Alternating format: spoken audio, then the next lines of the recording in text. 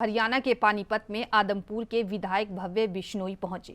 लोगों ने उनका भव्य स्वागत किया। इस दौरान भव्य बिश्नोई ने कहा कि पानीपत की धरा पर पहुंचकर बहुत भाग्यशाली महसूस कर रहा हूं, क्योंकि यह भूमि मेरे दादा चौधरी भजन लाल की कर्मभूमि रही है।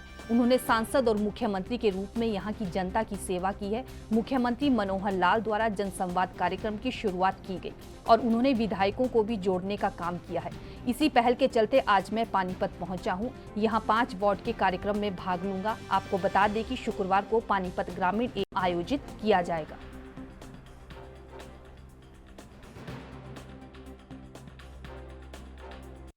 पानीपत की पवित्र धरा पर पहुंचकर मुझे बहुत ही भाग्यशाली महसूस कर रहा हूं, क्योंकि पानीपत मेरे दादाजी चौधरी भजनलाल जी की कर्मभूमि रही है। सांसद के रूप में, मुख्यमंत्री के रूप में उन्होंने यहाँ की जनता की सेवा की है और आज इस प्रकार से मुझे आपने देखा भी होगा, इस गर्मजोशी के साथ मेरा स्वागत हुआ। मैं तमाम हमारे पानीपत के साथियों का दिल से आभार प्रकट करता हूँ। आज मैं हमारे हरियाणा के विकास पुरुष मुख्यमंत्री श्री मनोहर लाल जी द्वारा जो जनसंवाद कार्यक्रम की पहल उन्होंने की थी, जिससे पहले मंत्रीगण जुड़े हुए थे, सांसद जुड़े हुए थे, उन्होंने इस पहल में विधायकों को भी जोड़ने का काम किया है। तो उस सिलसिले में आज मैं पानीपत शहर आया हूँ। आज हमारे 5 वार्डों के कार्यक्रम है और इसके बाद कल मैं पानीपत ग्रामीण में भी जाऊँगा और अगले सप्ताह समालखा केंद्र मेरे दौरे हैं। तो मुख्यमंत्री जी की ऐसी सोच है कि जो जनहितैषी योजनाएं सरकार की है, जो नीतियाँ सरकार की है, वो जन जन तक पहुंचाई जाए, उसका लाभ समाज और हमारे प्रदेश के आखिरी व्यक्ति तक पहुंची जाए।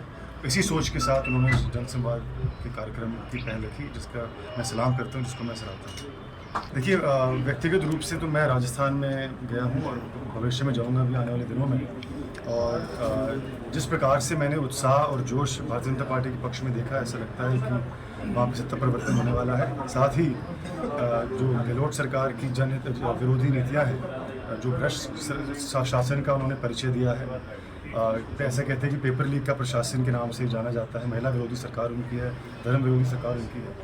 तो राजस्थान के सभी लोगों में एक ही चर्चा है कि वहाँ पे किसी प्रकार से भी इस सरकार को चित किया जाए और एक जनहितैषी सरकार के रूप में परिवर्तन लाया जाए। देखिए, आप सभी इस बात के गवाह है कि जिस अनुशासन के साथ, जिस पारदर्शिता के साथ, जिस ईमानदारी के साथ माननीय मुख्यमंत्री जी ने पिछले 9 सालों के अंदर हमारे प्रदेश में सेवा की है, इससे साफ पता चलता है कि लोगों में बड़ा उत्साह है और लोगों में यही चाह है कि तीसरी बार भी माननीय मनोहर लाल जी के नेतृत्व में हमारे प्रदेश के अंदर भाजपा की सरकार है। कि वैसे तो मैं सकारात्मक सोच रखता हूँ, मैं किसी के विपक्ष में आमतौर पर कहने में विश्वास नहीं रखता, लेकिन अगर दीपेंद्र जी ने ऐसी बात कही है तो उनके मुँह से बात शोभा नहीं देती।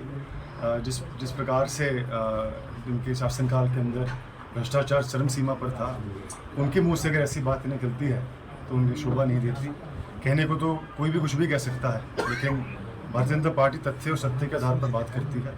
ऐसी कोई बात है तो आप पिछले 9 साल के शासनकाल को सभी ने देखा ही है। पूरी ईमानदारी के साथ मुख्यमंत्री जी ने अपने शासन, उनकी अपनी सोच है, मेरे से उम्र में बड़े हैं, उनका तजुर्बा मुझसे ज़्यादा है। उनका साथ के खिलाफ मैं कुछ नहीं कहूँगा। इतना ही कहना चाहूँगा, दोबारा दोहराऊँगा कि हरियाणा प्रदेश की जनता बड़ी जागरूक है और दोनों पार्टियों के शासन उन्होंने देखे भी हैं और बहुत ही जागरूकता के साथ, समझदारी के साथ 2024 के अंदर हरियाणा की जनता मतदान करेगी। हाँ, बिल्कुल।